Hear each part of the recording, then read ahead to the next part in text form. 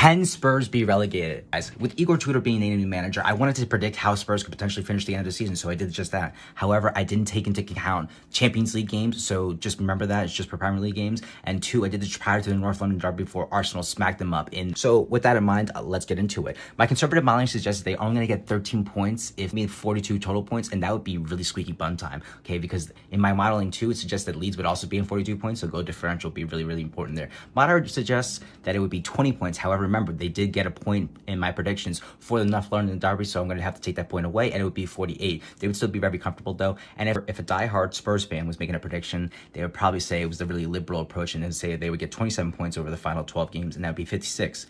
But that includes a point in that draw against North London derby, and they didn't get that, so it would only be 55. They would still be very comfortable, which means no relegation.